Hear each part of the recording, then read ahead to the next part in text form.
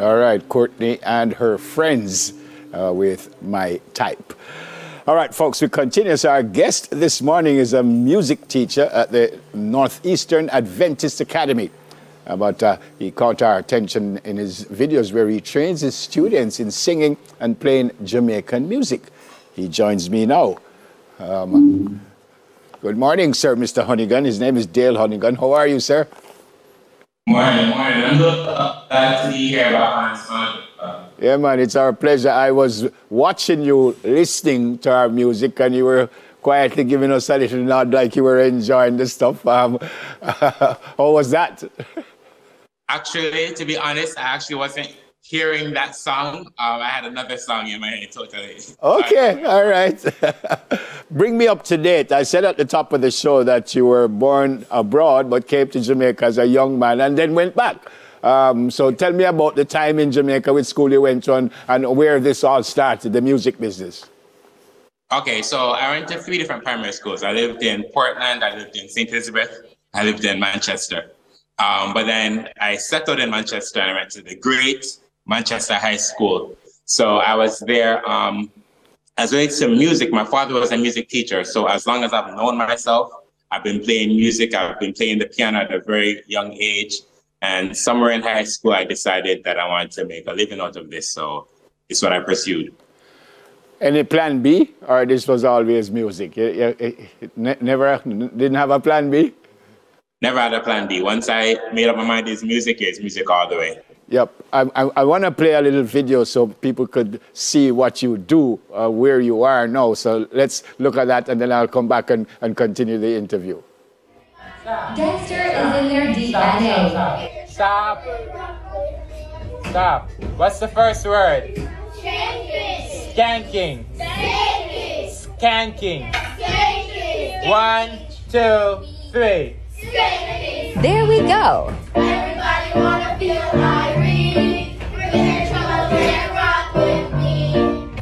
Teaching my American students reggae music 1. Stop. Gangster is in their DNA. Stop. Stop. What's the first word? Took them a little while to get that word, though. Yeah. Like shanking, where they get that from? No, I don't want them to go home and sing to their parents, no shanking sweet. What is that like for you, though? Because it's a different culture you're dealing with here, and to get them to understand what you're telling them. What's that like for you? It's interesting. Sometimes they don't know what they're singing about. Sometimes they do. It's New York, so the Jamaican culture isn't totally foreign to them, but there's some things that they won't know, of course. So sometimes I have to explain what the songs are about. But generally, they like the songs that they would have never heard before. So something totally different. So it's just an interesting experience. Hearing their accents, singing these songs is also quite entertaining. And so it's just a really fun and unique experience. And in your class, I know we just saw that clip, but is it just Jamaican music that you're trying to get them to do, or is it music overall? So we do other styles of music, especially if we're preparing for like programs, if we're doing concerts and stuff, then we'll do, general music that children may do at that level. But I just personally love when we're not preparing for something to teach them these Jamaican songs. Yeah, I was preparing for this, and you say teaching American students and found a niche for yourself, teaching them popular yet appropriate reggae and dancehall songs. I know what the word appropriate means, but what you mean when you say that? All right, so a couple of things. 1, they are children.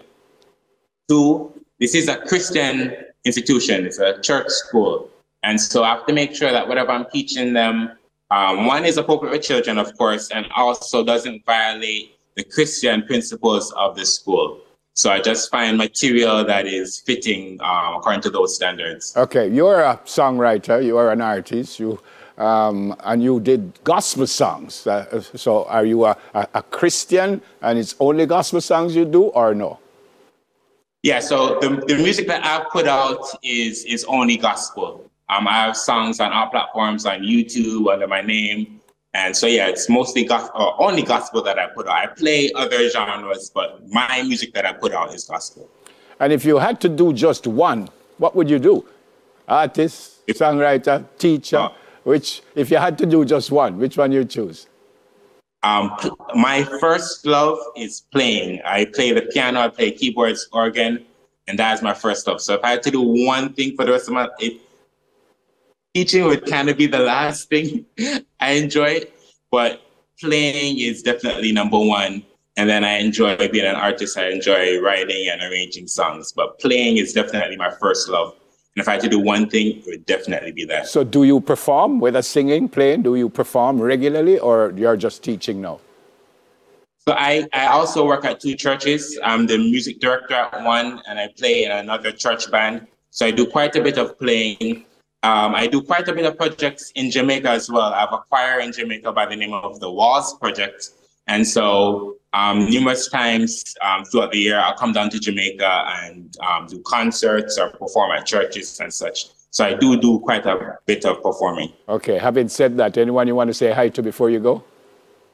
Okay, I have to big up the Walls Project for sure. I have to big up N, I have to big up Brianna, my mother for sure, and all the people that support me, that share the work, all the people that watch the TikTok and share it. I appreciate your support, truly.